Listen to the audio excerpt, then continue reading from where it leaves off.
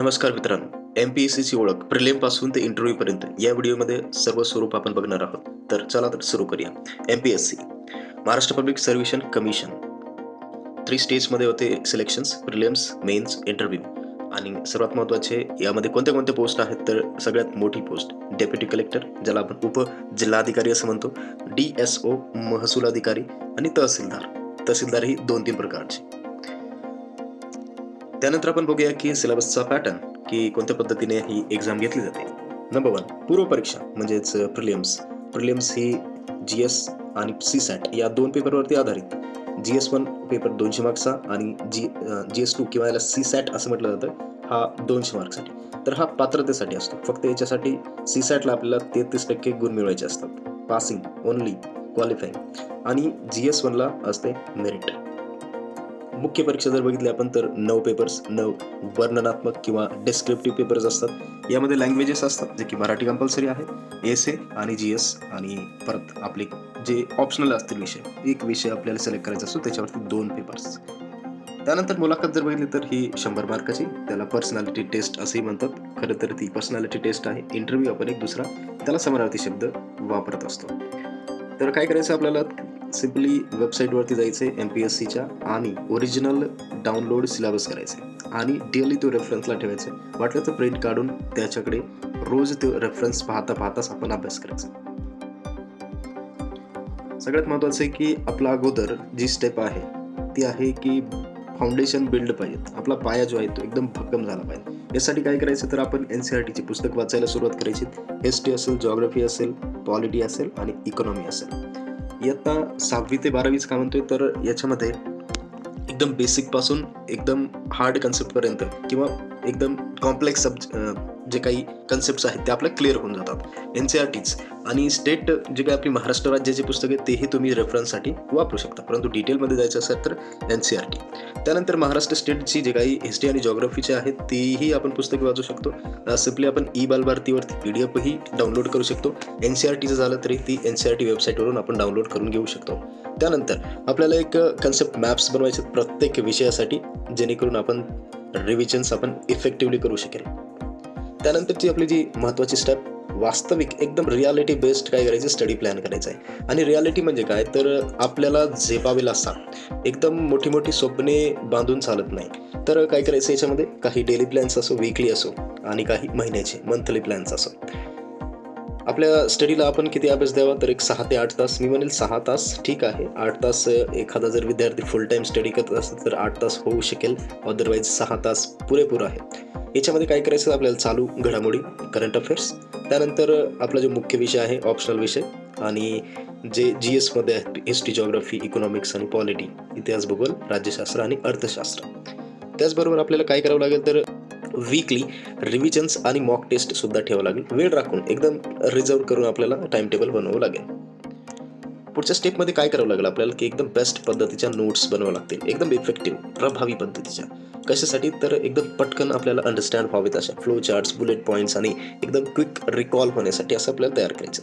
त्यानंतर आपल्याला separate books पण तयार करायचे. बुक्स तुम्ही ब्लँक पेजेसवाले घ्या, ज्यामध्ये करंट अफेअर्स लिहू शकाल, जी-एस-टी जसं की हिस्ट्री, जिओग्राफी, इकॉनॉमिक्स आणि पॉलिटी हे लिहिसाल आणि ऑप्शनल सब्जेक्ट जो काय असेल ते इतिहास, भूगोल, राज्यशास्त्र, अर्थशास्त्र किंवा अजूनही आपले विषय असू शकतात ऑप्शनल, तुमचा ज्यामध्ये बेस भक्कम आहे किंवा तुमचा ग्रॅज्युएशनचा सब्जेक्ट असेल. त्यानंतर महाराष्ट्रातील ज्या सर्वात महत्त्वाच्या हायलाईट फॅक्ट्स आहेत किंवा तथ्य आहेत त्या आपल्याला सगळ्यात महत्त्वाचा विषय आहे आणि ते हायलाईट करून ठेवायचे. पुढचा जर पॉईंट बघितला आपण तर करंट अफेअर्स किंवा चालू घडामोडीचं आपण मास्टरी कशी करू शकतो, मास्टरीकरण. तर सगळ्यात महत्त्वाचं म्हणजे आपण काही राष्ट्रीय पेपर आहेत जे की डेली येतात. त्यामध्ये जर आपण नाव सांगायचं झालं तर द हिंदू खूप फेमस आणि दुसरा इंडियन एक्सप्रेस. इंडियन एक्सप्रेस थोडासा विस्तृत पेपर आहे आणि चांगला आहे, परंतु द हिंदू हा थोडासा इंग्लिश कॉम्प्लेक्स आहे. तर इंग्लिशमध्ये जर थोडी अडचण असेल तर आपण इंडियन एक्सप्रेस वाचावा. आणि मराठी पेपरकडे जर जायचं असेल तर लोकसत्ता हा बेस्ट पेपर असेल आणि त्यालाच अल्टरनेट आपण सकाळ पेपर वाचू शकतो. याची तुम्ही ऑनलाईन सबस्क्रिप्शन घेऊ शकता, ते लिंकमध्ये चेक करा. त्यानंतर महत्त्वाचे जे काही राज्य योजनांची किंवा जे काही प्लॅन्स आहेत, स्कीम्स आहेत, बजेट्स आहेत, पॉलिसीज आहेत त्याही तुम्ही व्यवस्थित बघणं अपेक्षित आहे. त्याचे नोट्स तयार करून ठेवायचे कार्डबोर्डवरती. त्यानंतर जे काही मासिक आपले येतात, जसं की चालू घडामोडींचे कॉम्पिटिटिव्ह, तर तेही आपल्याला घ्यावं लागतील. आणि बऱ्याचशा काही वेबसाईट्स आहेत ऑनलाईन, ज्या की आपण डायरेक्टली डाउनलोड करून PDF मध्ये वाचू शकतो, किंवा काही मासिक आहेत, मंथली मॅगझिन्स, तेही तुम्ही वाचू शकता. काही वीकली चॅनल्सवरती सुद्धा आहेत, जे की करंट अपडेट्स करून घेतात. तेही तुम्ही फ्रीमध्ये यूट्यूब चॅनलवरती बघू शकता, आणि आपल्याही चॅनलला फॉलो करा.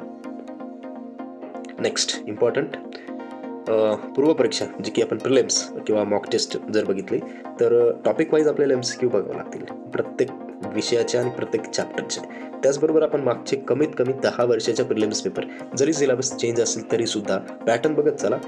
UPSC असो किंवा MPSC असो, हे पॅटर्न चेंज जरी झाले तरी क्वेश्चन्स आणि सिलेबस कधी, किंवा इतिहास भूगोल हा चेंज होत नसतो, बरोबर आहे. तर ते प्रश्न रिपीट होत असतात, फक्त त्याचे स्ट्रक्चर, त्याची मांडणी वेगवेगळ्या पद्धतीने करतात. नेक्स्ट जो आहे, तर आपल्याला फुल मॉक टेस्टची सवय लागली पाहिजे. आणि फुल मॉक टेस्टमध्ये 200 मार्क्स तुम्ही लगेच बसूनच 1-2 तासामध्ये सॉल्व्ह केले पाहिजेत. सगळ्यात महत्त्वाचं जे आहे पॉईंट, तो मुख्य परीक्षेचा आहे, ज्यावेळेस आपण प्रिलिम्स पात्र होईल त्यानंतर. तर याच्यामध्ये काय करावं लागेल आपल्याला? निबंध सराव, एसे रायटिंग, खूप एसे रायटिंगची प्रॅक्टिस करावी लागेल, जेणेकरून आपला सिलेक्शनचा हा जो विषय आहे खूप मार्क्स देऊन जाईल. याच्यामध्ये काय करावं लागेल, तर एक अट्रॅक्टिव्ह हुक, किंवा त्याला आपण इंट्रोडक्शन म्हणू शकेल निबंधाची, स्ट्रक्चर्ड बॉडी असली पाहिजे निबंधाची, आणि कन्क्लुजन स्ट्रॉंग असलं पाहिजे, एकदम पद्धतीचं, एक अट्रॅक्टिव्ह असलं पाहिजे. आपण जर टाईम बघितला तर 20 ते 25 मिनिटामध्ये 300 ते 500 शब्द लिहिण्याचे आपण टार्गेट ठेवलं पाहिजे, म्हणजे जेणेकरून पेपरमध्ये आपल्याला कमीत कमी वेळामध्ये जास्तीत जास्त लिहिता येईल. सगळ्यात महत्त्वाचं जर बघितलं आपण, तर आपल्यापेक्षा जे मोठे आहेत, टीचर्स आहेत, मेंटर्स आहेत, किंवा काही विद्यार्थी ॲस्पिरंट्स असतील, जे की 1-2 वेळा ऑलरेडी अटेम्प्ट दिलेले असतील, त्यांच्याकडनं नक्की आपण काय करायचं, फीडबॅक घ्यायचा. असू शकतात वेगवेगळे विचार लोकांचे, प्रेझेंटेशनच्या बद्दल, तू असं नको करू, असे कर, बरोबर. तर ह्याही गोष्टी आपल्या अध्ययनामध्ये, तुमच्या या प्रवासामध्ये असल्याच पाहिजे. पुढचा जो पॉईंट आहे तो सगळ्यात महत्त्वाचा, ऑप्शनल सब्जेक्ट, ज्याला आपण ऐच्छिक विषय कसा निवडायचा आणि त्याची तयारी कशी करायची. स्टेप्स बघा काय, तर याच्यात सगळ्यात महत्त्वाचं की तुमचा पर्सनल इंटरेस्ट असला पाहिजे. जर समजा एक्झाम्पल तुम्ही BSc केलेलं आहे, केमिस्ट्री जर विषय असेल, केमिस्ट्री जर तुमचा बेस्ट पद्धतीचा असेल, रसायनशास्त्र, तर तुम्ही तो घेऊ शकता. परंतु इथं काय येते, जर तुम्ही मराठी लँग्वेज जर निवडली, तर केमिस्ट्री हा मराठीत लिहिणे अवघड जाऊ शकते मुख्य परीक्षेला. तर सिंपल इतिहास, भूगोल यासारखे विषय घेऊन तुम्ही ऑप्शनलचा अभ्यास करू शकता. त्याचबरोबर आपले पाठीमागचे जे काही मेन्सचे पेपर आहेत, की ट्रेंड बघा, की क्वेश्चन कसे विचारतात. त्याच्यामध्ये काही करंट अफेअर्स असतात, तर काही स्टॅटिक असतात, काही क्वेश्चन्स डायरेक्टली NCERT-मधून असतात, किंवा महाराष्ट्र स्टेट बोर्डच्या पुस्तकावरती आधारित. तर तेही बघा ट्रेंड. त्यानंतर प्रत्येक आठवड्याला जर आपण बघितलं, तर एका व्यवस्थित वेळ देऊन आपल्याला ऑप्शनल विषयाची टेस्ट दिली पाहिजे, किंवा उत्तरे लिहिण्याचा सराव केला पाहिजे. सगळ्यात महत्त्वाचं, ज्यावेळेस आपण मुख्य परीक्षा क्रॉस होऊ, पार पाडू, तर आपण इंटरव्ह्यू किंवा पर्सनॅलिटी टेस्टकडे जाणार आहोत. पर्सनॅलिटी डेव्हलपमेंट टेस्ट जे आहे, तर यामध्ये काय करायचं, तर एंगेज इन मॉक इंटरव्ह्यूज. भरपूर अशा काही संस्था आहेत, क्लासेस आहेत, इन्स्टिट्यूट आहेत, जे की ऑफलाईन पद्धतीने मॉक इंटरव्ह्यूज घेतात, किंवा ऑनलाईन पद्धतीने. तर मित्रही आहेत आपले, जेणेकरून थोडंसं बोलायला आपण शिकू शकतो, की आपण स्वतःला ओळखू शकत नाही की आपण कसं बोलतोय, परंतु दुसरा विद्यार्थी, दुसरा पुढचा मेंटर आपला, किंवा मॉक इंटरव्ह्यू जर तुम्ही अटेंड केले, तर ते तुम्हाला वेगवेगळ्या पद्धतीचे फीडबॅक देऊन तुमची इम्प्रूव्हमेंट करू शकतात. त्यानंतर करंट अफेअर्सवरती एकदम ब्रशअप असलं पाहिजे, म्हणजेच तुमचा करंट अफेअर्स हा टॉपिक जबरदस्त असला पाहिजे. तुम्हाला चालू घडामोडी सध्या काय चालू आहे मागच्या 1 वर्षात ते 1.5 वर्षात, हे तुम्हाला एक तोंडपाठ असावं, किंवा तुमची त्याच्यावरती कमांड असावी. त्याचबरोबर तुमच्या रिझ्यूम पॉईंटमध्ये सगळे पॉईंट मेन्शन्ड असावेत, जे की तुमच्याच इंटरेस्ट बेस्ड असावेत. उगाचच एक वेगळा इंटरेस्ट दाखवण्याची. त्यानंतर की तुम्ही क्लिअर कम्युनिकेशनवरती वर्क करा, जे काही तुमचे स्पष्ट संवाद झाला पाहिजे. शरीर भाषा, बॉडी लँग्वेज चांगली असली पाहिजे. आत्मविश्वास, कॉन्फिडन्स, सेल्फ कॉन्फिडन्स भरपूर असला पाहिजे, पण एक ओव्हर कॉन्फिडन्स नसावा. बोनस टिप्स काय असू शकेल, तर फ्लॅश कार्डसाठी तुम्ही एक ॲप वापरू शकता, ज्या ॲपचं नाव मी मेन्शन केलं, अंकी किंवा क्विझलेट, हे ॲप्स तुम्ही वापरू शकता. त्याचबरोबर तुम्हाला जर प्रोग्रेस तुमची ट्रॅक करायची असेल वीकली, तर त्याहीसाठी काही ॲप्स आहेत, किंवा स्कोअर कार्डवरती तुम्ही मांडू शकता. सगळ्यात महत्त्वाचं, काही ऑनलाईन किंवा ऑफलाईन असे काही स्टडी ग्रुप्स असतात, जसं की आपलाही टेलिग्राम चॅनल किंवा व्हॉट्सअप चॅनल आहे, इंस्टाग्राम पेजसुद्धा आहे, त्यालाही फॉलो करा. तर ह्या आहेत आपल्याला प्रिलिम्सपासून ते इंटरव्ह्यूपर्यंत जाण्याच्या स्टेप्स. मित्रांनो, व्हिडिओ कसा वाटला कमेंटमध्ये नक्की सांगा आणि आपल्या चॅनलला लगेच सबस्क्राईब करा. येणाऱ्या प्रत्येक व्हिडिओचे नोटिफिकेशन ऑन करा.